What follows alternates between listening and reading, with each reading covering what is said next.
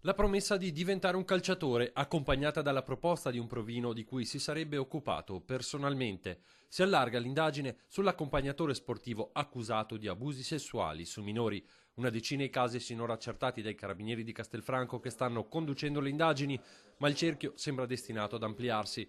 Già perché da quanto appurato sembra che il quarantenne padovano, con la passione per i baby calciatori, avvicinassi i ragazzini anche al di fuori dell'ambiente strettamente sportivo. Vicini di casa, conoscenti, adolescenti non per forza gravitanti attorno al circuito del calcio.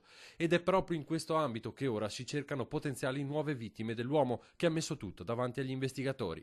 In un caso, per ringraziarsi, un calciatore è arrivato a prestargli 2000 euro, somma che poi non ha più chiesto indietro. Un lavoro delicato quello che spetta ora agli inquirenti. Per molte giovani vittime e per le loro famiglie, inizialmente chiusesi nella vergogna, oltre al momento della denuncia è arrivato quello di affrontare il trauma.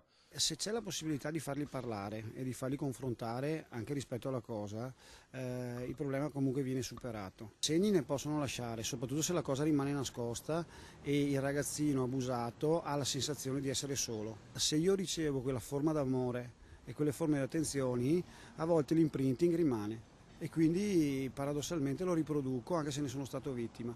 Questa cosa è una cosa un po', diciamo, di solito gestita da uno specialista e si può risolverla tranquillamente.